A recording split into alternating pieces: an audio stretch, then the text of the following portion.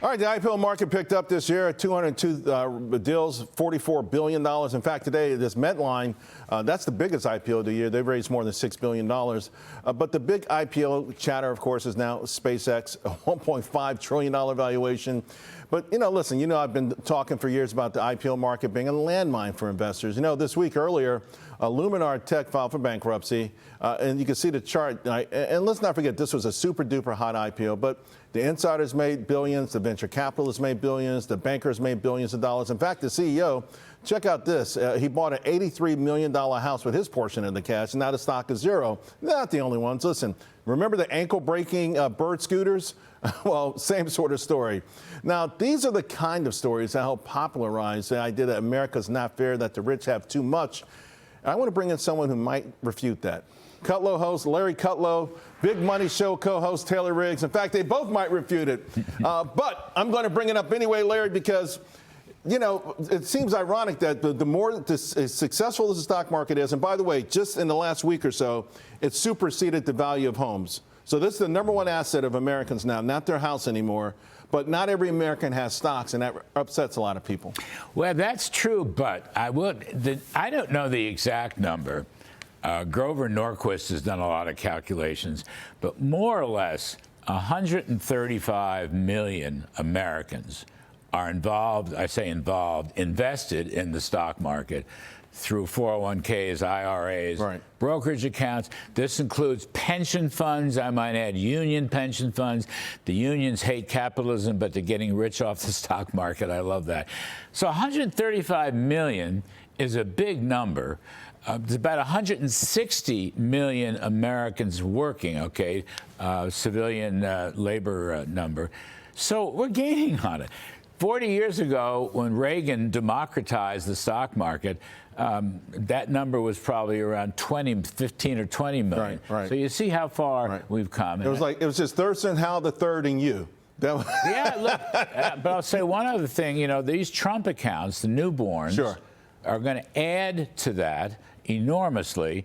And it will be probably the middle and lower middle income classes that get the bulk of it. Right. And they're going to learn something about the stock market and the economy and capitalism. So I think more and more people, yes, I think we're gaining on it. Okay, but the point, though, is that in New York City, the capitalists, Wall Street, the financial center of the world, just voted for socialists. So do we ignore that the angst out there of the rest of the folks? No, I don't think you can ignore it. And obviously for the midterms, they can't ignore it. But I do think it brings up a good point about how do you sell affordability? So we can talk about how housing is unaffordable. I think the man to my right would argue that more supply, lower regulation, less red tape would help boost housing supply versus rent control, which does not boost housing supply. Ask the town in Minnesota that just rolled back the rent regulation. So you can't ignore it, but I do think that you can sort of understand that affordability and socialism might be a sexy word, but at the end of the day, that makes us all poorer together instead of all wealthier together. Can I make a point? Sure. You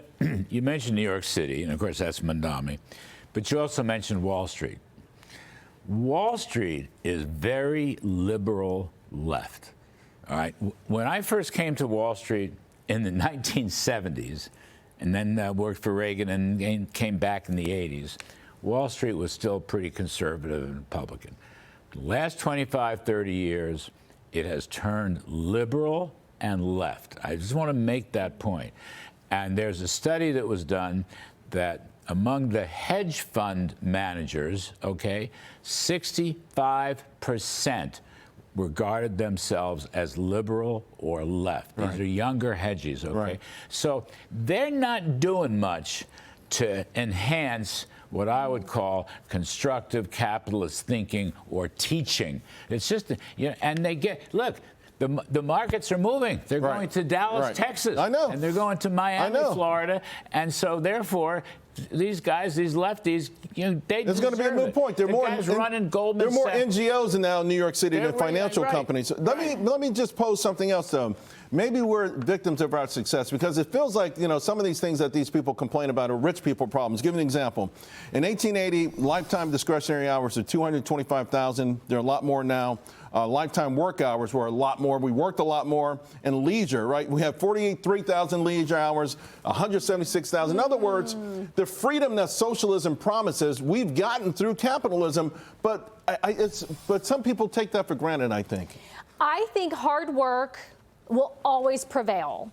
I think that the more hours we've talked about this, where are we in terms of the self-help, like, I want to have my job, but I also want to go home and only work part-time because I'm worried about my mental health. Mental health is a real thing, but honestly, if you work hard and you work for a good company, that company will see you and will reward you and will promote you because hard work is earned and I think respected. And I always believe that will win in this country. Got two minutes to go. I got to bring this up because this Obamacare thing. Hang on, let's have some fun here. First of all, she's right. The hard work is just the most wonderful thing in the world. I just want to say to you, Charles, my whole career, including now, I work 6 days a week. My whole career. Right. And even now, okay, and I'm an old senior citizen, which probably should put me out to pasture. I do a radio show for 3 hours on Saturdays, and I have to prepare for it for a couple hours before that. I don't mind. I like it. I don't know what else I would do if I don't do it. I love work, and work is godly, and you will be rewarded for work. It creates great habits and great citizens. Yeah, no. Just wanted to say that. I work every day. I maybe take 10 days off a year. That includes weekends. Maybe 10. And I love it.